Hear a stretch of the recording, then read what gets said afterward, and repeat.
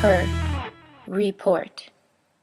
You are listening to Her Report. I'm Marie, and I'm sitting here in the studio today with pop folk singer-songwriter Alfa Garcia. So Alfa, tell us about when you really decided to take on music headfirst. I actually graduated college and I knew I wanted to pursue it, but I didn't have the capital to really go out there. And, you kind of need a little bit of time to sort of explore. And so you need to be kind of financially there. And I didn't want to ask my parents for money because I was like, you just sent me through 4 years at NYU. So right. No thanks. So I decided to take on this job at the record and be a journalist, which is the other thing I wanted to do anyway, was to write. So I was like, well, let me just write and see what happens. And then about 3.5 years down the line, I was kind of like having a little bit of a crisis. Like I took on this job so I can do music. And now I'm like, barely doing music. I was doing it, but it was like juggling it with a 40-hour work week. Right. And were you writing mostly about music or musicians or? Yeah, I was doing entertainment. I was doing entertainment, health, and like shopping and that sort of, that sort of thing. Was there any point that you would ever expect yourself to, instead of doing the interviewing and interviewing other people, ever think that you would be on the other side as an interviewee? Actually, that ran through my head a lot during that, and that was part of what frustrated me, because I was like, the whole time I was asking these questions from people, I was feeling really kind of envious. Like, man, I want to do what they're doing, It wasn't even like the getting interviewed part. It was more like listening to what they were doing. Right. And I really wanted to do that. And the more I started incorporating it into my interviews, I would start saying like, hey, I want to be a songwriter too. What do you advise? Right. Jewel.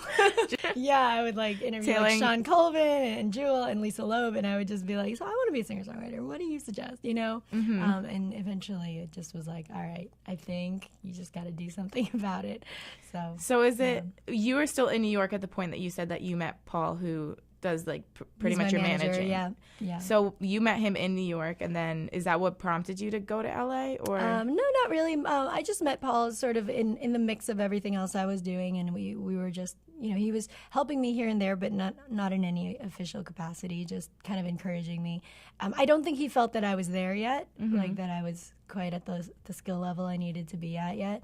But what he did tell me was, we'll wait a few years and kind of see what happens. And in those few years, I went to LA, I recorded an album, I started touring colleges and everything, and he was like, okay, you're ready. It was like, okay, grasshopper, But did you go out and find these gigs for yourself? Like, do you just email people and say, hey, like, listen to my music? Mean, it's a little bit of that, and then it's a little bit of, networking with people too, because, especially in larger cities, there tends to be a pretty vibrant live scene with a community around it. So once you get to know people and you get to know other artists and other promoters and stuff, like it becomes much easier to be able to get shows together and to be promoted and things.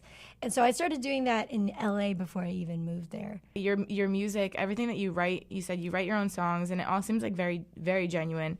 And thank you. I think, they're very telling and they're very personal, it seems. They are. What is it like kind of telling your own story and like your own personal story to all of your listeners? Do you feel like everyone can kind of relate to you sometimes, or? I think the funniest thing is, I've never been like, okay, I hope people understand this. That's just not, I think of it maybe in passing, but that's never a goal. My goal is always just, whatever's kind of in my life or in my heart, let's just put it out there, But what's interesting to me is like I read a bunch of album reviews after the album was released, and it was really interesting seeing how people interpreted my songs. And some of it was way off, and then some of it was like spot on. But I was like, ultimately none of it is wrong, because you take music and you interpret it in your own way. And and me as an artist, as any other artist, it's like when you put content out there, it's not yours anymore in a way. It's there for mass intake, however form that might be. So for me, it's really cathartic to be like, this is my life.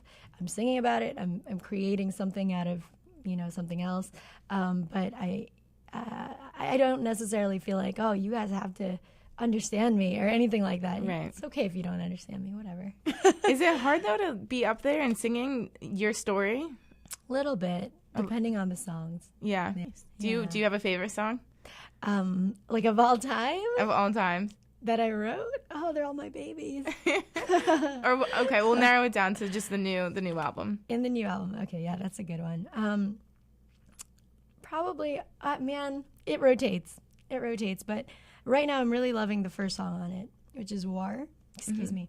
It's called War, and it's about like being in your 20s and trying to figure out what your purpose in life is. I feel like it's a great like catch-all for my life as represented in this album. Did you? Yeah, well, did I you got have these. any? I didn't know if you wanted. Yeah, of course. I'd love to hear something. If I just have to tune them because I had to detune them for the plane.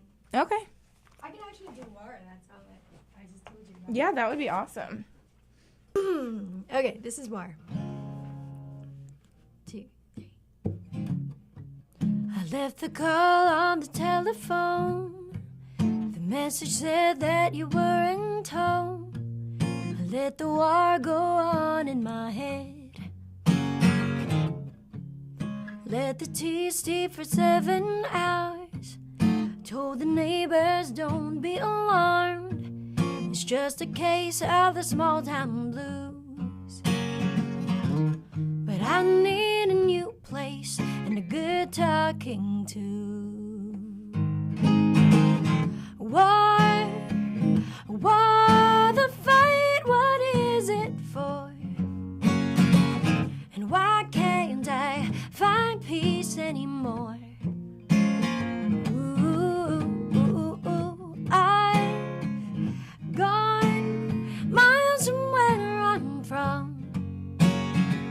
I stand still but don't feel complete, and I won't admit defeat. Mama said it's an easy fix, a restless pain when you're 26, the kind of thing that you shouldn't mind. Oh, oh, oh, oh. So you dream of a bigger life, but you're blind to what's inside. A heart grown old too soon. Oh, war, war, the fight, what is it for? And why can't I find peace anymore? Ooh, I'm gone miles from where I'm from. I stand still